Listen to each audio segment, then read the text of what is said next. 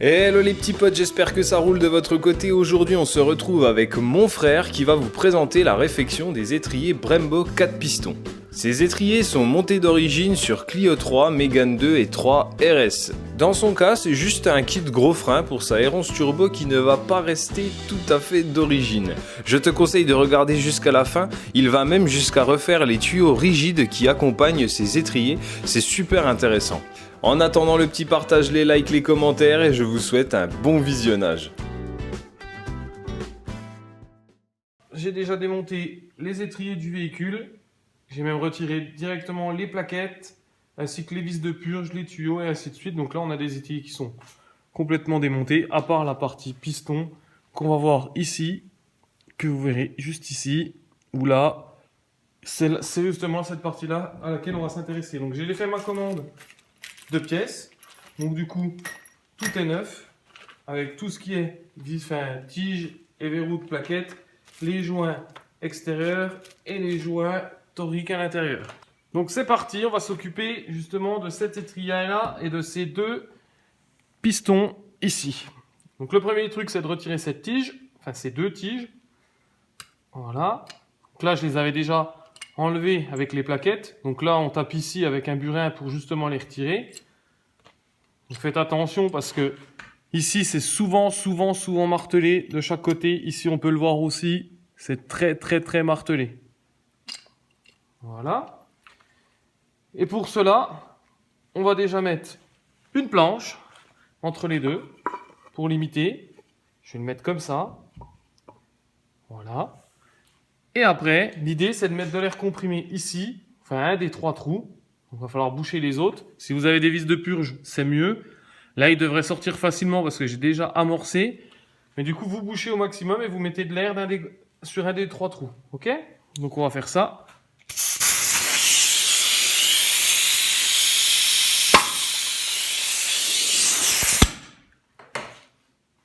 Donc là, vous avez vu, ça allait très vite. Hein. Donc il faut faire attention, avec de l'air comprimé, il faut faire extrêmement attention. Donc là, moi j'ai le tout qui est venu. Donc voilà, le piston plus le joint. C'est possible que le joint reste collé au fond. Donc là, à partir de là, vous pouvez essayer de prendre un tournevis et essayer de l'enlever délicatement. Ok? Petite précaution, si vous n'avez pas de planche, je vais essayer de vous montrer. Vous voyez ici, on a une petite marque. Du coup, là, le piston, il rentre plus. S'il n'y a pas de planche, c'est l'erreur que j'ai fait sur le premier. C'est que on marque la portée et après, on se retrouve un peu coincé. Il va falloir que je la rectifie. Alors, c'est pas trop grave, mais il faut éviter. C'est pour ça qu'on met la planche. Dernière étape, retirer les joints qui sont ici, à l'intérieur. Donc, on les voit, ils sont ici. Donc, il va falloir s'amuser à les retirer. Alors, il y a un truc, c'est d'essayer de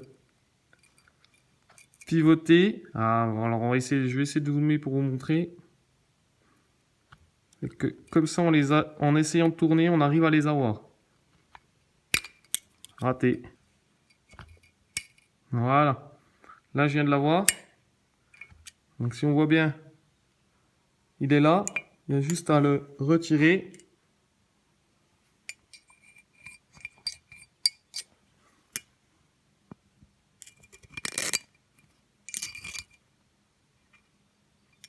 Voilà.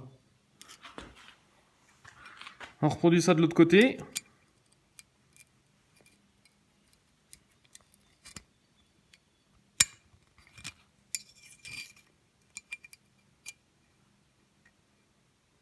Voilà. Donc là, on vient de récupérer les joints. Il faut reproduire ça pour les autres pistons. Et après, c'est bon.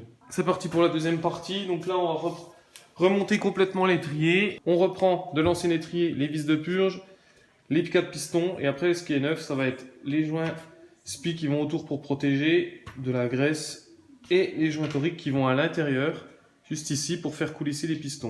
Un des premiers trucs, comme je vous l'ai dit, c'est mes petites encoches là que j'ai fait en démontant. Donc ce qui se passe, c'est que moi, mon piston ici, j'arrive pas à le rentrer. Donc là, je suis bloqué. Donc le premier truc à faire, c'est de poncer pour qu'on arrive enfin à faire rentrer le piston tranquillement sans qu'il y ait de soucis. Pour ça, c'est pas compliqué. On prend un peu de papier de verre assez fin et on va poncer le chanfrein. Tout doux, hein. Le but, c'est juste que le piston rentre. Normalement, il n'y aura pas beaucoup à enlever. En plus, c'est de l'alu, ça va aller tout seul. Et ensuite, on vérifie. Et là, ça coulisse parfaitement. Avant de tout remonter, il va falloir passer à une étape primordiale, le nettoyage. Donc c'est parti. On nettoie tout pour être sûr qu'il n'y ait pas de... Voilà, c'était quand même un peu sale. Voilà, pour pas qu'il y ait de merde là-dedans.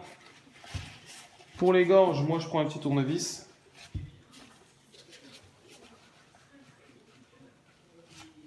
On va essayer de nettoyer au maximum ce qu'on peut.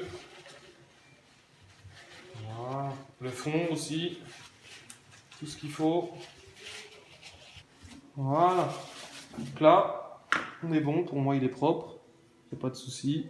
Voilà.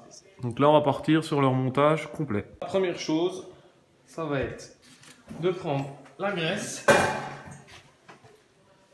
les 4 joints. Donc moi, je vais les faire 2 par 2. Tac. Donc là, voilà, c'est assez liquide. Donc là, on y va.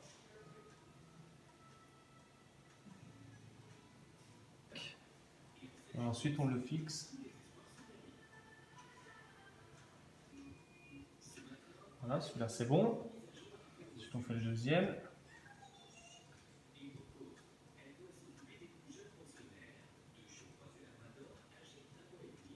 Voilà, une fois qu'on y arrive, on a nos joints juste là, nickel. Voilà. Ils sont tous montés, donc vous allez voir là, c'est impeccable. Donc là, la dernière étape, c'est le remontage des pistons. On prend un chiffon, on nettoie un petit coup les pistons. Donc là, on va les prendre 2 par 2.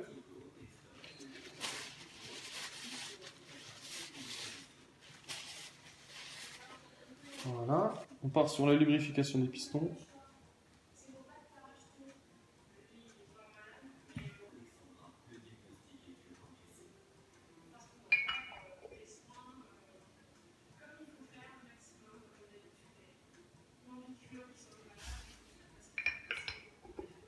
On fixe ça, ensuite on met les joints spi.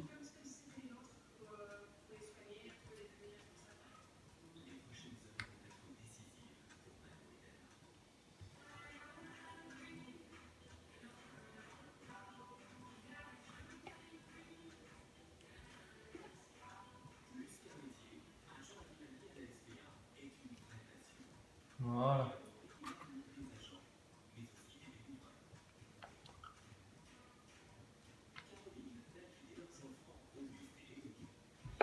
Voilà, et là il y a juste à pousser comme celui-là.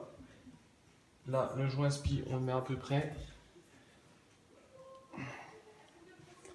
Et là, c'est nickel. Il y a l'autre à faire. Donc, du coup, là, il faut s'amuser à faire pareil. Voilà, donc j'ai relubrifié un petit peu. Là, en lui donnant un peu de jeu, ça va mieux. Donc là, regardez, c'est tout simple quand ça va bien. Ça va tout seul. À la main, quoi. Voilà. Et après, pour la partie joint torique, il y aura juste à l'appuyer. Normalement, j'ai pas vu que c'était plus loin. Donc après, il faut juste l'appuyer complet. Et une fois qu'il a appuyé, normalement, c'est bon. Et pour finir, il restera à remonter les 2 vis de purge. Alors, méfiance, il y a un côté. Là, c'est pas rainuré, donc c'est ici qu'elles vont. Alors que de l'autre côté, si on regarde, là, il y a une rainure, c'est pour passer le tuyau de frein d'un des côtés de l'étrier jusqu'au deuxième. Voilà, donc vous ne trompez pas. Donc là, je vais déjà juste les présenter. Et il ne vous restera plus qu'à fixer les plaquettes avec les tiges neuves. Donc normalement, vous montez les tiges et vos plaquettes. Ça va dans l'autre sens, en dessous des tiges. Pour justement pour que les plaquettes soient bien en place, restent en place. Et là, vous avez un étrier tout neuf. Sur cet étrier que j'ai refait, je me suis amusé aussi à refaire une durite de frein. Donc il faudra la repeindre éventuellement en fonction de ce que vous voulez faire. Mais l'idée, c'est surtout ça, une belle durite de frein toute neuve. Pour ça, je vais utiliser du coup des écrous tout neufs que j'ai commandé sur internet, une vieille durite de frein, du fil de fer qui va me servir pour le gabarit, quelques outils et surtout le coffret qui va bien de chez KS Tool avec tout ce qu'il faut à l'intérieur. Donc je vais vous montrer comment faire des collerettes de tuyaux de frein et après vous serez les rois du pétrole. Le tout premier truc, c'est d'utiliser le fil de fer pour se faire un gabarit. Donc moi j'en ai déjà fait un, qui est celui-là. À partir de ça, je vais m'en servir pour pouvoir reporter mes longueurs. Donc là, en gros, ça fait ça. Ça. Tac. Ici, ça tombe ici. Je le note. Et là, comme ça, je sais ce qu'il me reste à couper comme longueur. Donc j'utilise le coupe-tube.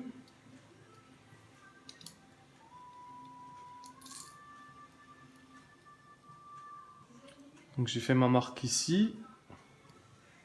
Je vais en rajouter un petit peu parce que je sais que je suis à peine court.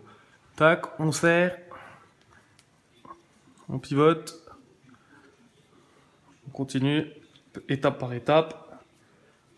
Ok. On va y arriver.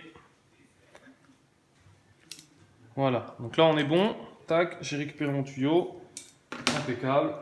Donc là maintenant que c'est fait, il faut surtout ébavurer.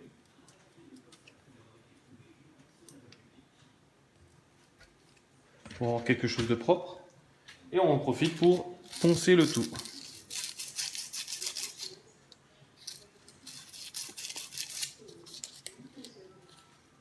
Ça, voilà, histoire que ça accroche bien, nickel. Là, on est tout bon. Afin de faire les collerettes, on va utiliser tout l'outillage. Donc, moi, je sais qu'il faut que j'utilise celui-là, c'est dans la notice, donc il n'y a plus qu'à. Donc, on passe le tuyau à travers. On va venir le serrer dans la matrice. Donc là, on va commencer à presserrer. Tac. Le tuyau doit être à fleur. Voilà, il doit à peine dépasser, mais vraiment à peine. Là, on va serrer. Voilà, impeccable. Là, c'est serré, ça tient bien, pas de souci. Ensuite, on rajoute l'embout qu'il nous faut aussi au bout de cette vis. On enquille. On le serre quasi à fond, au maximum à la main, ça suffit. Et après, c'est là que la partie hydraulique va effectuer son travail.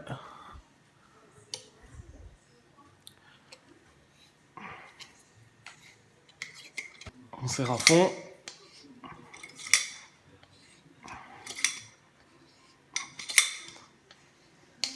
Voilà. Oh là là, je peux pas plus. On redesserre. Voilà, on enlève le tout. Hop. Ensuite, on dessert cette partie-là. Oh. Évidemment. On pourra la reponcer encore un peu, mais vous voyez déjà, là on est bien. Et donc du coup, si on reprend un écrou neuf, voilà ce que ça donne.